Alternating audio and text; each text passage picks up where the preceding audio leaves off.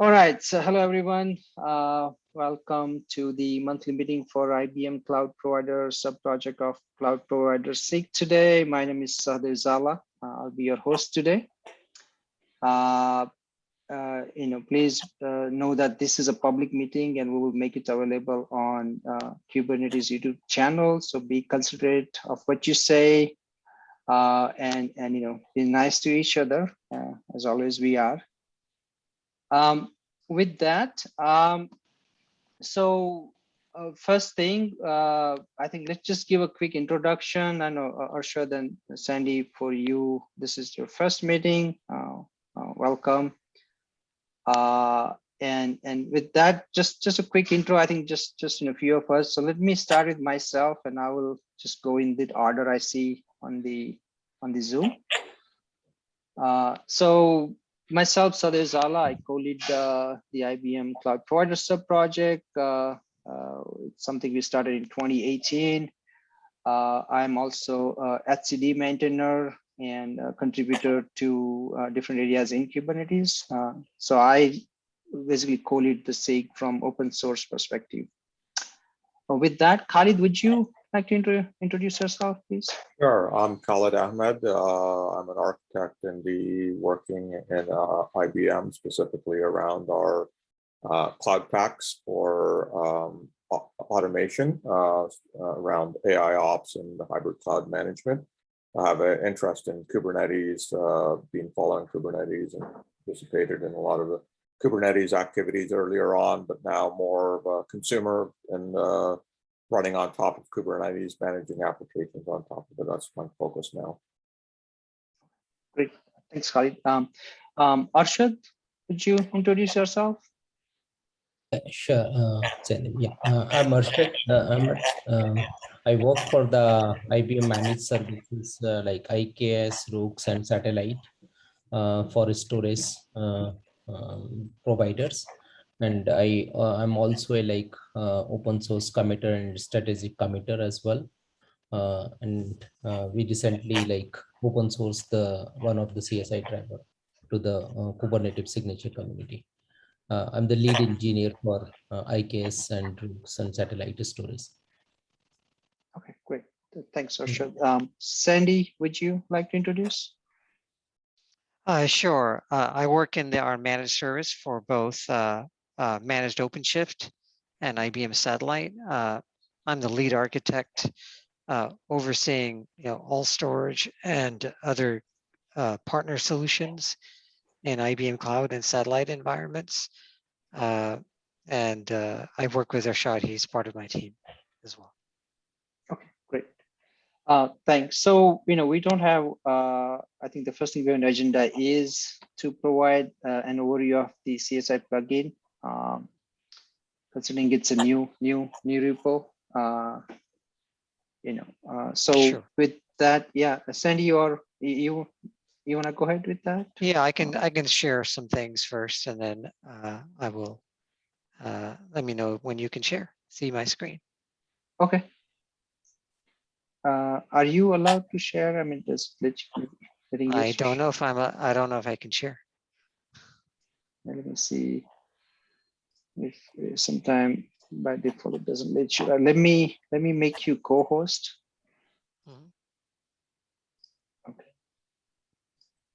And I'm making Arshad co-host as well. And I'll make Khalid co-host as well. Sorry, please. You should be able to share now. Awesome.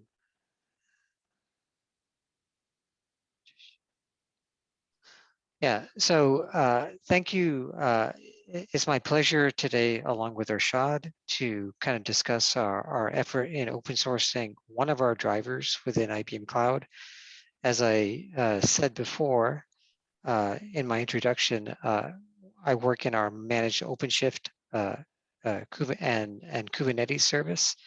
And our role is to provide both drivers for both our native storage capabilities in IBM Cloud, along with additional capabilities for other solutions such as container native solutions such as Red Hat ODF, and also integrate other partner solutions to give you kind of a broad set of choices. In today's discussion, we're going to focus on the IBM block storage VPC driver, as shown here. And this driver is required to provision and deploy persistent volumes for applications such as Cloud Paks within IBM Public Cloud using the VPC environment. Over time, we will be open sourcing more of our drivers into the Kubernetes SIG community as well, such as the upcoming IBM Cloud Storage VPC file. And we'll also do our older drivers that we had originally adopted in Flex standard in Kubernetes a while back when that was the initial standard for developing drivers. But VPC is our priority. So what you'll see today that myself and Ashad will present is really the focus on IBM Cloud Storage for VPC. A little bit of details around our drivers. At least within IBM Cloud, our drivers for block, they're used for different types of workload needs. You'd expect, if you look at the picture to the right, our driver provides read write once support. We do have KMS support as well, and forthcoming we'll start to support CSI snapshots as well. That's in progress.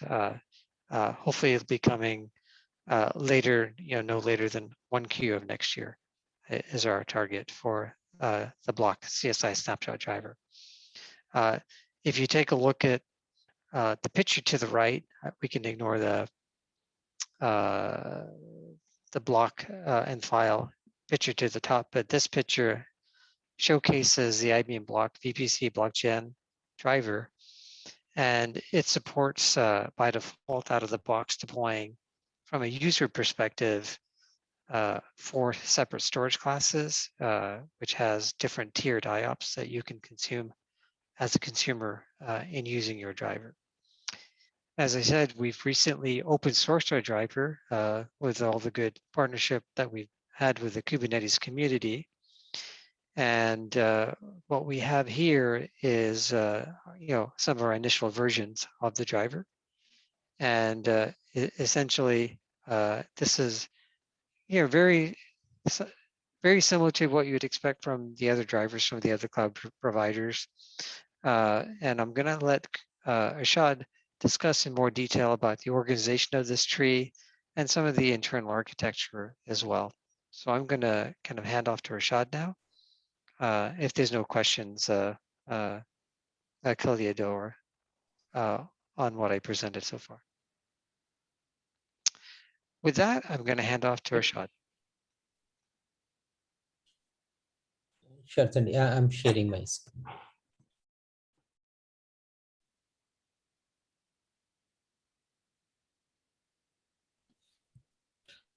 Okay, hope my screen is visible.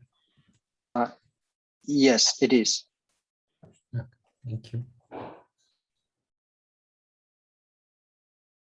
Okay, so so this is the repository which we have open sourced recently, the IBM CSI block driver, and this is like as Sandy also mentioned, this is the CSI based standard based driver, which will be applicable for any orchestration tool, right? Either it's a Kubernetes or Mesos or any other. Right? So that's applicable. But whatever we have tested and verified this driver is like Red Hat OpenShift 4.7 and 4.8, and the Kubernetes starting from 1.19 to 1.121. Although this the master branch is also supported for 1.22, which we are already verifying that.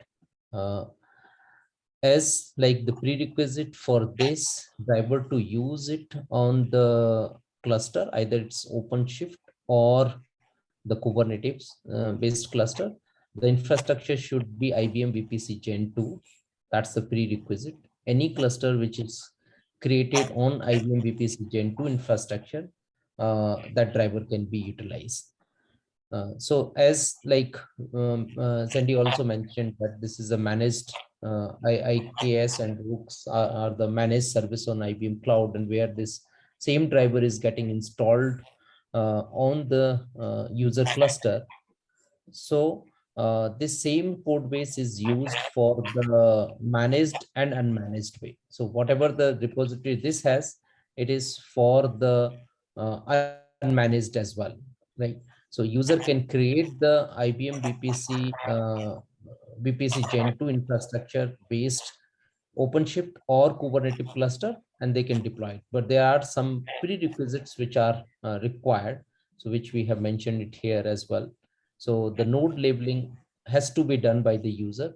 For that, we have done like created some scripts or so that can be done automatically. So that's the only one prerequisite apart from the infrastructure.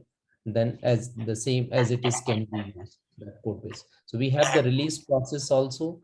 We have like enabled the developer also, they can build this driver, they can push the images as wherever they want. But the only the prerequisite that the same image has to be pulled from the worker node for the cluster. By default, we are also pushing that image to gcr.io where the user don't need to build the code. They can use as it is, as this code base is customized based. So this is the deployment which we have. By using the customized deployment, the driver and the storage class which provided by this driver, they can install it and use it, right? So all other things which enables either the user or the developer, the steps has been provided in this README, then how the driver can build that, right? How the developer can build that driver and how they can contribute to this repository. So that all these are provided. Even they can push the images for this driver to the repositories, either in the Docker Hub or in the IBM provided registries. And how they can get that image to the cluster, all the steps has been provided also. And even without building the code, the user can also deploy the driver by using the default image which is pushed or released by this repositories. User can also do the testing also as well, or developer can do it. There are provision to do the end-to-end test cases as well. So overall, what I would say that whatever is the standard which is required for the CSI, we are aligned with that, and the capabilities which CSI interface provide, like in terms of the like managing the life cycle of the volumes, expansion, raw block volumes, all these are supported. Apart from the snapshot capabilities, which we are going to do in next phase. So that capability is going to be added in this driver. In terms of the architecture, so as I said that this is applicable, the same code is applicable for the managed and unmanaged base. The driver is written in such a way that it's a layered based. So the CSI based interface implementation is common. Underline the library which we have implemented in use, that's under the github.com/IBM org, where the libraries for this driver are there, which has the capabilities to detect the environment, whether it's managed or unmanaged, and accordingly, it will like use the endpoints which are required for the operation to manage the life cycle of the volume. So this is the diagram for managed way. I will just summarize it. So here, if we see the left-hand side blue box, that's the managed IKS and Rooks environment, where some of the microservices are running to do some of the attachment, some of the operations for the volume, especially for the attachment and detachment, as it is managed way of managed IKS and Rooks cluster. So it has to be go through this way, through the path infrastructure, or we say that carrier components. Although if you see the left I hand mean, side, this is another way of saying it is control plane, managed control correct. plane. Yeah, exactly. Yeah, that's a managed control plane. From the right hand side, that dotted lines and written in the red text, that user or IKS or Rooks cluster. So that has the like that is the cluster which can have the multiple nodes, and the CSI driver gets installed by default, and the communication between the from the driver to the infrastructure, which is the yellow box, lower yellow box, right? So that CSI driver controller server can communicate to this VPC infrastructure to create and delete the volumes, and for attaching and detachment, that controller communicate with the control plane, IKS or Rooks control plane, to do the attachment and detachment. There are like reason for that, like the workers and the way which IKS and Rooks offer to the customer. That's like the VSIs which gets created for the Kubernetes cluster, that's owned by the IBM. That's what the attachment and detachment has to go through the IBM account. So that's why these components in the control planes are required to do this operation. Although the operation related with attach and detach to the VSI, which is the in the yellow box, the storage box to the PB linking that, which is represent the physical entity to the node. That's the hypervisor based attachment and detachment, and same thing will be applicable for unmanaged cluster as well.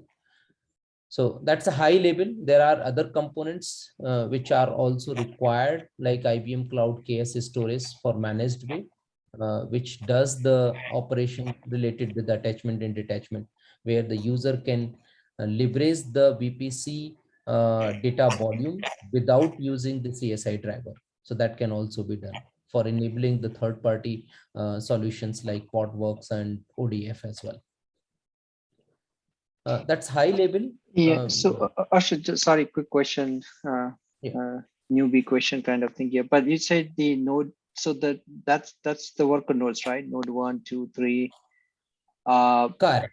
Yeah. And the controller is on node 1. I mean, is that what the diagram says? Yeah, that controller is a like I would say that one pod which can run anywhere in the cluster, right? So it's just that's one that click. anywhere in the worker nodes in the cluster. That's Yes. not part of the control plan then, right? No, it's not the part of the controller. It's running on the users cluster. The CSI controller is really aligned with the CSI controller, sidecars and everything like that. So Okay, I see. there's the node server and the controller, and that's kind of part of the CSI spec. And over time, you can actually have multiple controllers and replica sets and things like that. So there may be future improvements we do there for performance or availability as well. Okay. So overall, I would say that there are the two components for the CSI driver. One is the controller, another is the node. So there will be two pods running. So for control pod, there will be a one. For node server, there will be one pod for each node. So it's a daemon set, I would say, Right. which is It's running like for kubelet, right? Kind of. It's running on each. Yeah. Exactly. The kubelet, because the attachment is actually needs to be initiated by the kubelet to do the attachment. Okay. Thanks. So this is managed way, and similarly, like for unmanaged way, where the user can create the VPC, OpenShift or the Kubernetes cluster on the VPC infrastructure, IBM VPC infrastructure. So the everything is same, apart from the attachment and detachment operation has to be done by the control plane, but here it's directly communicating to the VPC infrastructure. So that's the only difference, but rest of the things like the controller or server, everything works the similar way. So that's the only changes in terms of managed and unmanaged. But it is automatically done by the CSI driver, which we have. We need not to do any modification in the code. The same code is capable to deploy on the managed or unmanaged cluster. So it detects the environment and automatically does that, all these things.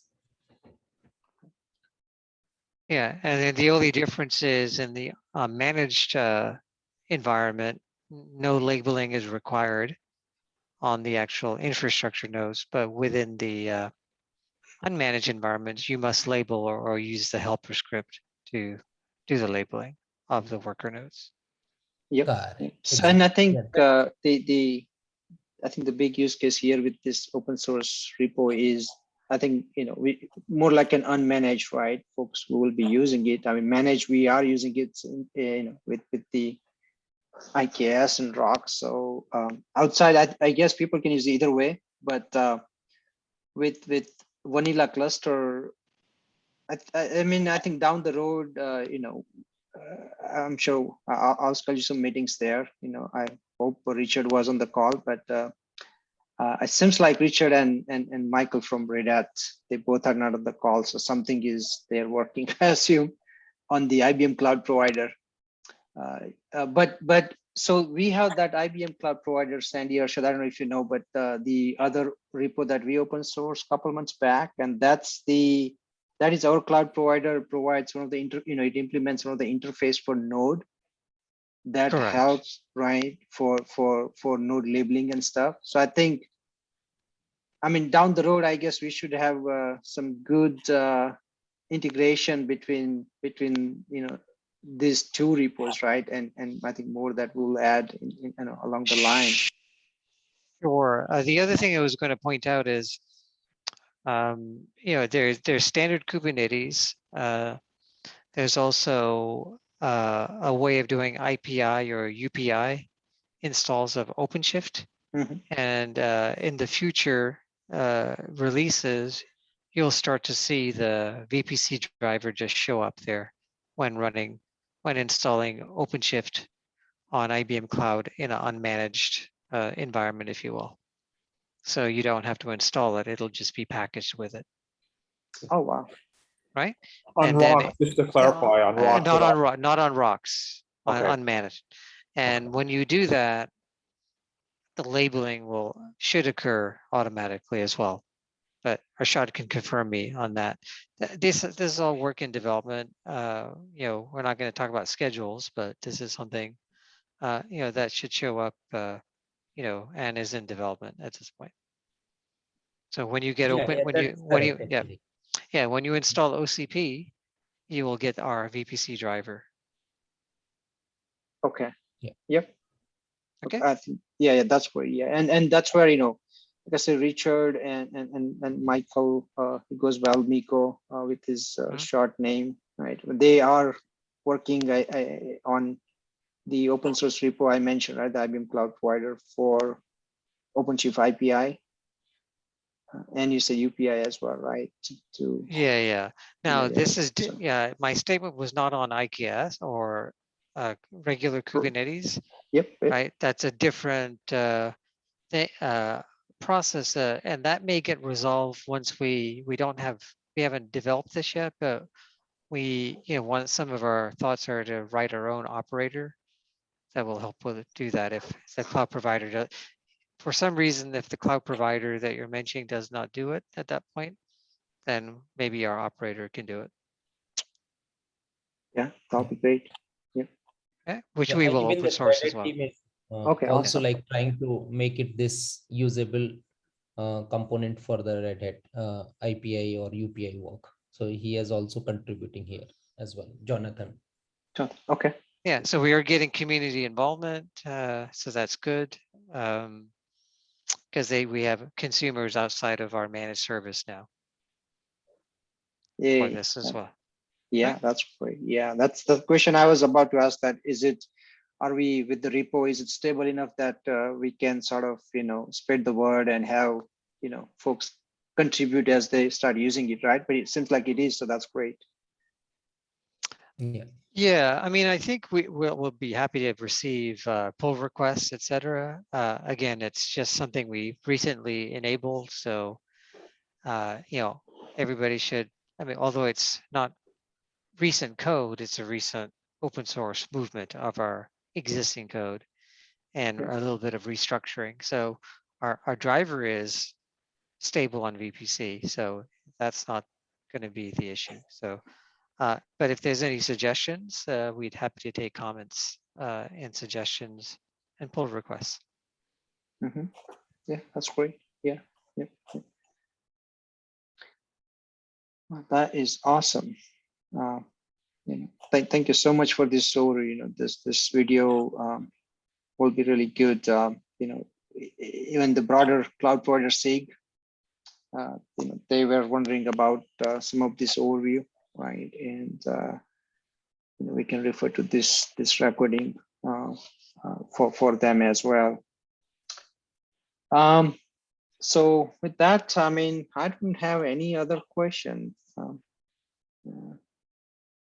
Kali, do you have anything or? No. I think the work This is that was presented is really good. I look forward to kind of seeing how that evolves. Yep. Yeah, this is great. Yeah, so Sandy or Arshad, do you have any questions for us? Thanks again for this presentation. This is really good. Yeah, not a problem. Okay. Thank you, guys. Yep. With that, I think let's just have this as a call, and thanks again. I'll talk to you later. Take care. Yep. Bye. All right. Bye. All right, Khalid, see you.